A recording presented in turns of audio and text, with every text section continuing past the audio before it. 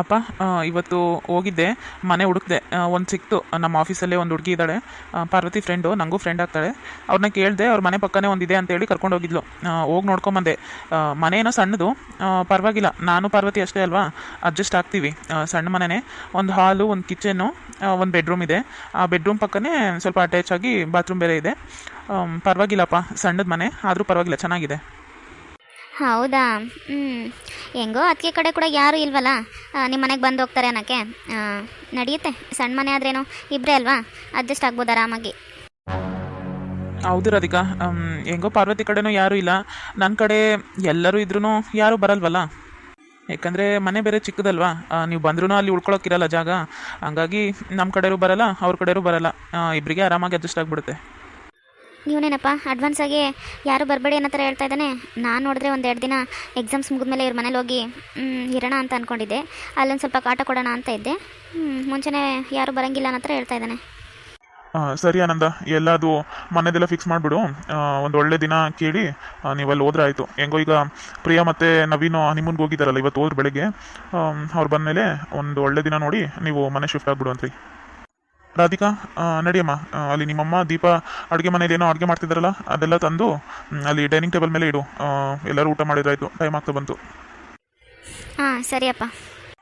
ಈ ಆನಂದ ಪಾರ್ವತಿ ನೋಡ್ತಾ ಇದ್ರೆ ತುಂಬ ಖುಷಿಯಾಗಿರೋ ಥರ ಕಾಣಿಸ್ತಾ ಇದ್ದಾರೆ. ಅವ್ರಿಗೇನು ಮನೆ ಬಿಟ್ಟು ಹೋಗ್ತಿದ್ದೀವಿ ಅನ್ನೋದು ಒಂದು ಸ್ವಲ್ಪನೂ ಬೇಜಾರಿಲ್ಲ. ಇವ್ರು ಇಷ್ಟು ಖುಷಿಯಾಗಿರೋದು ನನ್ನ ಕೈಲಿ ನೋಡೋಕ್ಕಾಗ್ತಾ ಇಲ್ಲ. ಇವರು ಮನೆ ಬಿಟ್ಟು ಹೋಗೋದೇನೋ ನಂಗೆ ಖುಷಿ ಆಗ್ತಿದೆ, ಆದರೆ ಇವ್ರು ಇಷ್ಟೊಂದು ಖುಷಿಯಾಗಿರೋದು ನನ್ನ ಕೈಲಿ ನೋಡಿ ಸಹಿಸೋಕ್ಕಾಗ್ತಾ ಇಲ್ಲ. ಇವ್ರು ಯಾವಾಗಲೂ ಅಳ್ತಾನೆ ಇರಬೇಕು, ಆ ಥರ ಏನಾದರೂ ಒಂದು ಮಾಡಿನೇ ಇವ್ರನ್ನ ಮನೆ ಬಿಡಿಸ್ಬೇಕು. ಅದು ಅಲ್ಲದೆ ಇವರಿಬ್ಬರು ಆರಾಮಾಗಿ ಈಗ ಮನೆ ಬಿಟ್ಟು ಹೋಗ್ಬಿಟ್ರೆ ನಾನು ಸೇಡ್ ಹೆಂಗೆ ತೀರಿಸ್ಕೊಳ್ಳೋದು? ಇಲ್ಲ, ಇವ್ರಿಗೇನಾದರೂ ಒಂದು ಮಾಡಬೇಕು. ನನಗೆ ಅವತ್ತು ರೋಡಲ್ಲಿ ಹೊಡೆದಿದ್ದಾನೆ, ಕಳ್ತನ ಮಾಡಿ ಸಿಗೆ ಬಿದ್ದಿದೆ ಅಂತೇಳಿ. ಮತ್ತು ನನಗೆ ಬರಬೇಕಾಗಿರೋ ಮನೆಗೂ ಬರ್ದಿರೋ ಥರ ಮಾಡಿದ್ದಾನೆ. ಇದಕ್ಕೆಲ್ಲ ಕಾರಣ ಇವನೇ.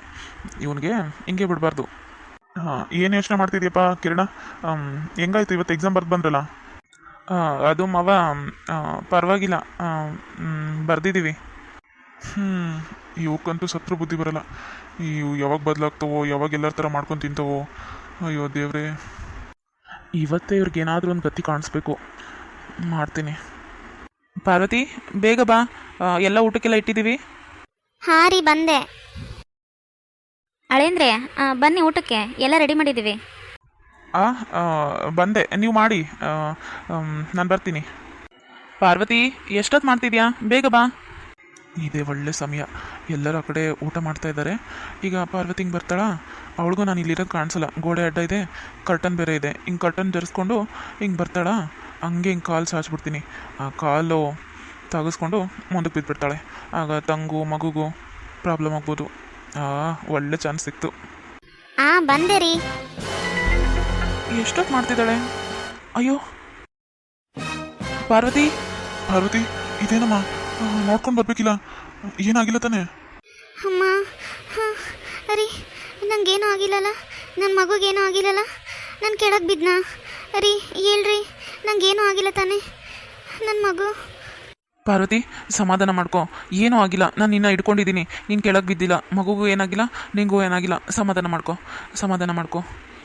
ಆನಂದ, ಬೆನ್ ತಟ್ಟಪ್ಪ, ಬೆನ್ ಮೇಲೆ ಹಿಂಗೆ ಸ್ವಲ್ಪ ಕೈ ಆಡಿಸು, ಸಮಾಧಾನ ಮಾಡಿಸು. ಪಾರ್ವತಿ, ಉಸಿರು ನಿಧಾನ ಕಾಡು, ಉಸಿರೆಲ್ಲ ಗಟ್ಟಿ ಇಟ್ಕೋಬೇಡ. ಏನೂ ಆಗಿಲ್ಲ, ಏನೂ ಆಗಿಲ್ಲ. ನೀನೇ BP ರೈಸ್ ಆಗುತ್ತೆ, ಹಂಗೆಲ್ಲ ಮಾಡಬಾರ್ದು. ಏನೂ ಆಗಿಲ್ಲ. ಹಾಂ, ನಂಗೆ ಭಯ ಆಗ್ತಾಯಿದೆ, ನಂಗೆ ಭಯ ಆಗ್ತಿದೆ. ಏನೂ ಆಗಿಲ್ಲ ಅಲ್ಲ ನನಗೆ? ನನ್ನ ಮಗುಗೇನೂ ಆಗಲ್ಲಲ್ವಾ? ಏನು ಓವರ್ ಮಾಡ್ತಾಳಪ್ಪ, ಥೋ, ಬರೀ ಏನಾದರೂ ಒಂದು ಕ್ಯಾತೆ ತೆಗಿತಾಳೆ, ಏನಾದರೂ ಒಂದು ಡ್ರಾಮಾ ಮಾಡ್ತಾಳೆ. ಅಯ್ಯೋ ಕರ್ಮ. ಕೆಳಗೆ ಬೀಳಲಿಲ್ಲ, ಅಣ್ಣ ಹೋಗಿ ಹಂಗೆ ಹಿಡ್ಕೊಂಡಿದ್ದಾನೆ. ಏನು ಅದನ್ನೇ ಒಂದು ದೊಡ್ಡ ನಾಟಕ ಮಾಡ್ತಾಳೆ, ಏನೋ ಕೆಳಗೆ ಬಿದ್ದುಬಿಟ್ಟಿದ್ದಾಳೆ, ತನ್ನ ಮಗು ಏನೋ ಸತ್ತೋಗ್ಬಿಡ್ತು ಅನ್ನೋ ಥರ ಆ್ಯಕ್ಟಿಂಗ್ ಬೇರೆ. ಪಾರ್ವತಿ, ಏನೂ ಆಗಿಲ್ಲಮ್ಮ, ಏನೂ ಆಗಿಲ್ಲ. ನಾನು ನಿನ್ನ ಬಂದು ಹಂಗೆ ಹಿಡ್ಕೊಂಡೆ. ನೀನು ಬಿದ್ದುಬಿಟ್ಟೆ ಅಂತ ಅಂದ್ಕೊಂಡಿದ್ದೀನೋ? ನೀನು ಬೀಳೋಷ್ಟೊತ್ತಿಗೆ ಬಂದು ಹಿಡ್ಕೊಂಡಿದ್ದೀನಲ್ಲ, ಏನೂ ಆಗಿಲ್ಲ. ನೀನು ನನ್ನ ಕೈಯಲ್ಲಿ ಸೇಫ್ ಆಗಿದೆಯಾ? ನೀನು ಇದೇ ಥರ ಟೆನ್ಷನ್ ಮಾಡಿಕೊಂಡು ಅಳೋದು ಭಯ ಪಡೋದು ಮಾಡಿದೆ ಅಂದರೆ BP ಹೆಚ್ಚು ಕಮ್ಮಿ ಆಗುತ್ತೆ, ಆಗ ಮಗುಗೆ ತೊಂದರೆ ಆಗುತ್ತೆ. ಅದಕ್ಕೆ ಸಮಾಧಾನ ಮಾಡ್ಕೊ, ಏನೂ ಆಗಿಲ್ಲ. ಬಾ, ಅಲ್ಲಿ ಕೂತ್ಕೋ, ಬಾ, ನೀರು ಕುಡಿ ಬಾ. ಛೇ, ಕರೆಕ್ಟ್ ಟೈಮಿಗೆ ಬಂದು ಹಿಡ್ಕೊಂಡ್ಬಿಟ್ಟ. 1-2 ಸೆಕೆಂಡ್ ಲೇಟ್ ಆಗಿದ್ರು ಈ ಪಾರ್ವತಿ ನೆಲಕ್ಕೆ ಬೀಳ್ತಾ ಇದ್ಲು. ಅದೇನೋ ತಲೆ ಮುಂದಕ್ಕೆ ಮಾಡ್ಕೊಂಡೆ ಬೀಳ್ತಾ ಇದ್ಲು, ಮುಖ ಮಗುಗೆಲ್ಲ ಹೊಟ್ಟೆ ಗೇಟ್ ಬೀಳ್ತಾ ಇತ್ತು. ಥೋ, ಎಂಥ ಒಳ್ಳೆ ಚಾನ್ಸ್ ಮಿಸ್ ಆಯಿತು. ನೋಡ್ಕೊಂಡು ನಡೆದಾಡ್ಬೇಕಲ್ಲಮ್ಮ. ಏನು ಕಣ್ಣೇನು ನೆತ್ತಿ ಮೇಲೆ ಇಟ್ಕೊಂಡಿದ್ಯಾ? ಹಾಂ, ಏನಾನು ಹೆಚ್ಚು ಕಡಿಮೆ ಆಗಿದ್ರೆ ಏನು ಗತಿ?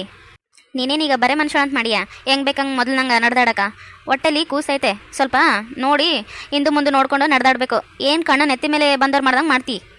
ಅನ್ಪೂರ್ಣ ಸ್ವಲ್ಪ ಸುಮ್ಮನೆ ಇರ್ತೀಯಾ? ಅವ್ರಿಗೆ ಮೊದಲೇ ಎದುರ್ಕೊಂಡಿದ್ದಾಳೆ, ಮತ್ತೆ ಅದ್ರಾಗ ನಿಂದು ಬೇರೆ. ಬಾಯ್ ಮುಚ್ಚು ಸ್ವಲ್ಪ. ಅಲ್ಲಪ್ಪ, ಅಮ್ಮ ಹೇಳಿದ್ ಕರೆಕ್ಟ್ ಇದೆ ತಾನೇ?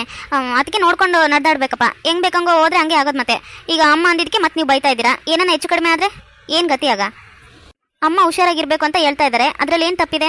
ಅದಕ್ಕೂ ಬೈತೀರಪ್ಪ ನೀವು. ಛೇ, ಒಳ್ಳೆ ಸೀನ್ ಮಿಸ್ ಆಯಿತು. ಈ ಆನಂದನ ಕುಗ್ಗಿಸ್ಬೇಕಂದ್ರೆ ಪಾರ್ವತಿಗೆ ಏನಾದರೂ ಒಂದು ಮಾಡಬೇಕು ಅಂತ ಒಳ್ಳೆ ಪ್ಲ್ಯಾನ್ ಮಾಡಿನೇ ಕಾಲಡ್ಡ ಇಟ್ಟಿದ್ದೆ. ಪಾರ್ವತಿಗೆ ಏನಾದರೂ ಆದರೆ ಆ ಮಗುಗೂ ತೊಂದರೆನಾ, ಇವಳಿಗೂ ತೊಂದರೆ, ಅವ್ನ ಗಂಡಂಗೂ ತೊಂದರೆ. ಅವರಿಬ್ಬರು ಆರಾಮಾಗಿಲ್ಲ ಅಂದರೆ ಅವನಿಂಗೆ ಆರಾಮಾಗಿರ್ತಾನೆ. ಒಳ್ಳೆ ಚಾನ್ಸ್ ಮಿಸ್ ಆಯಿತು. ಛೇ ಛೇ ಛೇ ಛೇ, ಹಿಂಗಾಗಬಾರ್ದಾಗಿತ್ತು. ಪಾರ್ವತಿ, ಸ್ವಲ್ಪ ನೋಡ್ಕೊಂಡು ಬರಬೇಕಲ್ಲಮ್ಮ. ನೋಡು, ನೀನೇನಾದರೂ ಕಾಲು ಜಾರಿ ಬಿದ್ದಿದ್ರೆ ಎಂಥ ಅನಾಹುತ ಆಗಿರೋದು. ಇಲ್ಲ ಮಾವ, ನಾನು ನೋಡಿಕೊಂಡೇ ಬಂದೆ. ನಾನು ನಾರ್ಮಲಾಗೆ ಬರೋಂತ ಬಂದೆ. ನಾನು ಫಾಸ್ಟಾಗಿ ಕೂಡ ಆಗಿ ಏನು ಬರಲಿಲ್ಲ, ಫಾಸ್ಟಾಗಿ ಕೂಡ ಬಂದಿಲ್ಲ, ನಿಧಾನಕ್ಕೆ ಬಂದೆ. ಆದರೆ ಕಾಲಿಗೇನೋ ತಟ್ಟದಂಗೆ ಆಯಿತು, ಏನೋ ಅಡ್ಡ ಬಂದಂಗೆ ಆಯಿತು. ನನಗೇನು ಅಂತಲೂ ಗೊತ್ತಾಗಲಿಲ್ಲ. ಅಲ್ಲಿ ಕರ್ಟನ್ ಇತ್ತಲ್ಲ, ಹಂಗಾಗಿ ನನಗೇನು ಕಾಣಿಸ್ಲಿಲ್ಲ ಮಾವ. ನಾನು ಕಾಲು ಸ್ಲಿಪ್ಪಾಗಿ ಇನ್ನೇನು ಮುಂದೆ ಬಿದ್ದುಬಿಡ್ತಾ ಇದ್ದೆ. ಅಷ್ಟರಲ್ಲೇ ಆನಂದ್ ಬಂದು ಹಿಡ್ಕೊಂಡ್ರು. ಅಲ್ಲೇನಾದರೂ ಬಿದ್ದಿದೆಯಾ? ಏನು ಬಿದ್ದಿಲ್ವಲ್ಲ, ಮತ್ತೆ ಹೆಂಗೆ ಕಾಲು ಜಾರ್ತು? ಏನಾದರೂ ನೀರು ಚೆಲ್ಲಿದೆ ಅನ್ನೋಕೆ ಅದೂ ಇಲ್ಲ. ನಾನು ಅಲ್ಲಿ ನೋಡಿ ಬಂದೆ, ಏನೂ ಇಲ್ವಲ್ಲ. ನನಗೆ ಅನಿಸ್ತಿದೆ ಇವಂದೇ ಏನೋ ಇರಬೇಕು. ಇವನೇ ಏನೋ ಮಾಡಿದಂಗಿದ್ದಾನೆ. ಇವನೇನೋ ನನ್ನ ಗುರಾಯಿಸ್ತಿದ್ದಾನೆ. ನನ್ನ ಮೇಲೆ ಏನಾದರೂ ಡೌಟ್ ಬಂತ? ನಾನು ಇಲ್ಲೇ ಕೂತ್ಕೊಂಡಿದ್ರೆ ಡೌಟ್ ಬರುತ್ತೆ. ಎದ್ದು ಎಲ್ಲರ ಥರ ನಾರ್ಮಲಾಗಿ ಮಾತಾಡಬೇಕು. ಏನಕ್ಕ ನೀನು ನೋಡ್ಕೊಂಡು ನಡೆದಾಡ್ಬೇಕು ತಾನೆ? ನೋಡು, ನೀನು ಸ್ವಲ್ಪ ಮೈ ಮರ್ತಿದ್ದಕ್ಕೆ ಏನೋ ಅನಾಹುತ ಆಗೋಗಿರೋದೇನೋ. ನಿನ್ನ ಪುಣ್ಯ, ಏನೂ ಆಗಿಲ್ಲ, ಮಗುಗೂ ಏನೂ ಆಗಿಲ್ಲ. ನೀನು ಹುಷಾರಾಗಿರ್ಬೇಕಕ್ಕ. ನಂಗೆ ಕನ್ಫರ್ಮ್ ಆಯಿತು, ಪಕ್ಕ ಇವನೇ ಕಾಲೇನೋ ಅಡ್ಡ ಇಟ್ಟಿದ್ದಂಗಿದ್ದಾನೆ. ಇವಂದೇ ಇದೆಲ್ಲ ಪ್ಲ್ಯಾನು.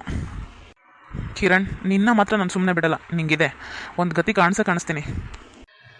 ನಂಗೆ ಅನ್ನಿಸ್ತಾ ಇದೆ ಈ ಕಿರಣ್ ಏನಾದರೂ ಕಾಲ ಅಡ್ಡ ಇಟ್ಟಿದ್ನಾ? ನಂಗೆ ಯಾಕೋ ಹಂಗೆ ಅನ್ನಿಸ್ತಾ ಇದೆ. ಅಲ್ಲಿ ಏನೂ ಬಿದ್ದಿಲ್ಲ, ಕರ್ಟನ್ ಕೂಡ ಕಾಲಿಗೆ ಬಂದು ಬಿದ್ದಿದ್ದೀನಿ ಅನ್ನೋಕ್ಕೆ. ಅದು ನನ್ನ ಕಾಲಿಗೆ ಮೆತ್ತಗೂ ಇರಲಿಲ್ಲ, ಒಂಥರ ಮನುಷ್ಯರ ಕಾಲು ಕೈ ಅನ್ನೋ ಥರನೇ ಇತ್ತು. ಇವನೇ ಕಾಲು ಏನಾದರೂ ಅಡ್ಡ ಇಟ್ಟಿರ್ಬೋದಾ? ಡೌಟೇ ಬೇಡ, ಇವನೇ. ಸರಿ, ಏನೂ ಆಗಿಲ್ಲಲ್ಲ. ಎಲ್ಲರೂ ಊಟ ಮಾಡಿ. ನಾನು ಪಾರ್ವತಿನ ರೂಮಿಗೆ ಕರ್ಕೊಂಡು ಹೋಗ್ತೀನಿ.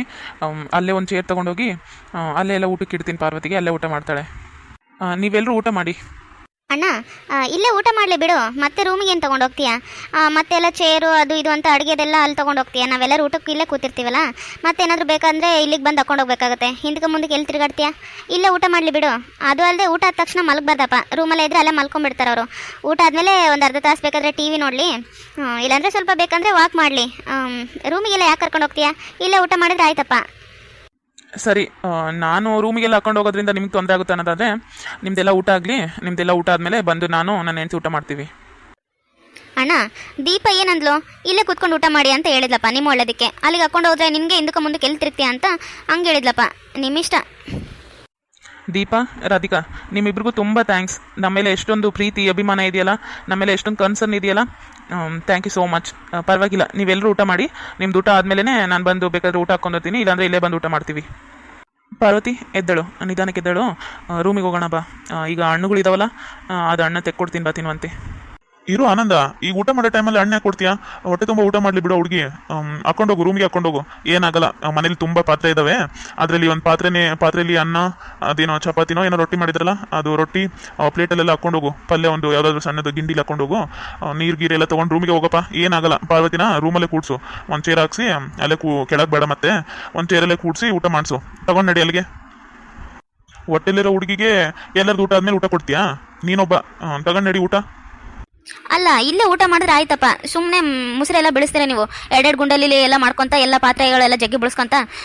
ಮುಸ್ರೆ ಯಾರು ತೆಗ್ಬೇಕಿಲ್ಲಿ? ನಾನು ನನ್ನ ಮಕ್ಕಳೇ ಮಾಡಬೇಕು, ಒಂದೊಂದಲ್ಲ ನಿಮ್ಮದು. ಅಪ್ಪ, ಪರವಾಗಿಲ್ಲಪ್ಪ, ನಿಮ್ಮದೆಲ್ಲ ಊಟ ಒಂದು ಅರ್ಧ ಗಂಟೆಲಿ ಆಗ್ಬಿಡುತ್ತಲ್ಲ, ಪರವಾಗಿಲ್ಲ. ಅಷ್ಟರಲ್ಲಿ ಏನಾದರೂ ಪಾರ್ವತಿಗೆ ಹಣ್ಣು ಕೊಡ್ತೀನಿ, ತಿಂತಾಳೆ. ಅದಾದ್ಮೇಲೆ ಬಂದು ಊಟ ಮಾಡ್ತೀವಪ್ಪ. ಬೇಡ, ನಾವು ಮುಸ್ರೆ ಬೆಳೆಸೋದು, ಇಲ್ಲ ನಾವು ಬಂದು ಇಟ್ಟಿಟ್ಟು ಕರ್ಕೊಂಡು ಹೋಗೋದು, ನಿಮಗೆಲ್ಲ ಡಿಸ್ಟರ್ಬ್ ಆಗೋದು ಏನು ಬೇಡ. ಎಲ್ಲ ಊಟ ಆದಮೇಲೆ ಬಂದು ಹಾಕೊಂಡು ಹೋಗ್ತೀನಿ. ಸಾರಿ ಕಿರಣ್, ನೋಡಲಿಲ್ಲ, ಕೈ ಟಚ್ ಆಗಿಬಿಡ್ತು, ಸಾರಿ. ಗೊತ್ತು ನೀನು ಬೇಕಂತ ಹೊಡೆದಿದ್ಯಾ ಅಂತ. ಇರಲಿ, ಇವನಿಗೇನೋ ಡೌಟ್ ಬಂದಿದ್ದಂಗಿದೆ. ಇಟ್ಸ್ ಓಕೆ ಬಾವಾ, ನಿಂಗಿದೆ ಕಣೋ, ಮಾಡ್ತೀನಿ, ಹಂಗೆ ಸರಿಯಾಗಿ ಮಾಡ್ತೀನಿ. ಪಾರ್ವತಿ, ನಡಿ ರೂಮಿಗೆ, ಹುಷಾರಾಗಿ ನಡಿ. ನಿಮಗೆ ಸ್ವಲ್ಪನೂ ಮನುಷ್ಯತ್ವ ಅನ್ನೋದಿಲ್ವಾ? ಹಾಂ, ಆ ಹುಡುಗಿ ಹೊಟ್ಟೆಲಿದ್ದಾಳೆ, ಆ ಹುಡುಗಿ ಊಟ ಮಾಡಲಿ ಅನ್ನೋದಿಲ್ಲ. ರೂಮಿಗೆ ಹಾಕೊಂಡು ಹೋಗ್ತೀನಿ ಅಂದ್ರೆ ಹಾಕೊಂಡು ಹೋಗ್ಬೇಡ್ರಿ, ಮುಸ್ರೆ ಬೀಳ್ತಾವ, ಮತ್ತೆ ಇಡೀಟಿಗೆ ಬಂದು ಹಾಕೊಂಡು ಹೋಗ್ತೀರೇನೋ. ಏನಿವು ಮಾತುಗಳು? ಒಟ್ಟಿಗೆ ಅನ್ನ ತಿಂತೀರಾ ಏನು ಮತ್ತೆ ಹೊಲ್ಸ್ ತಿಂತೀರಾ? ಹಾಂ, ಅಲ್ಲಪ್ಪ, ಇಲ್ಲೇ ಊಟ ಮಾಡಿದ್ರೆ ಆಗಲ್ವಾ? ದಿನ ಇಲ್ಲೇ ತಾನೇ ಊಟ ಮಾಡ್ತೀವಿ, ಮತ್ತೇನು ಹೊಸ ಹೊಸ ನಾಟಕ? ರೂಮಿಗೆ ಹಾಕೊಂಡೋದ್ರೆ ಮತ್ತೆ ಸುಮ್ಮನೆ ಮುಸ್ರೆ ಬೀಳ್ತಾವೆ. ಮತ್ತೆ ನಾವಂತ ಎಷ್ಟಂತ ಕೆಲಸ ಮಾಡಬೇಕು? 3 ಜನ ಸೇರಿ ಎಷ್ಟು ಕಷ್ಟಪಟ್ಟು ಅಡುಗೆ ಮಾಡಿದ್ದೀವಿ ಗೊತ್ತಾ? ಈಗ ಮತ್ತೆ ಮುಸ್ರೆ ತಿಗ್ಬೇಕಂದ್ರೆ ನಮಗೇನು ಮಾಡೋ ಕೆಲಸ ಇಲ್ವಾ? ಓದ್ಕೊಳ್ಳೋದೆಲ್ಲ ಎಕ್ಸಾಮ್ಸ್ ಎಲ್ಲ ಇದೆ. ಅವರು ಇಲ್ಲೇ ಊಟ ಮಾಡಿದ್ರೆ ಆಗೋಗಿರೋದು, ರೂಮಿಗೆ ಯಾಕೆ ತೊಗೊಂಡೋಗ್ಬೇಕು? ಏನಾಗಿತ್ತು? ಇಲ್ಲೇ ಊಟ ಮಾಡಿದ್ರೆ ಆಗ್ತಿರ್ಲಿಲ್ವಾ?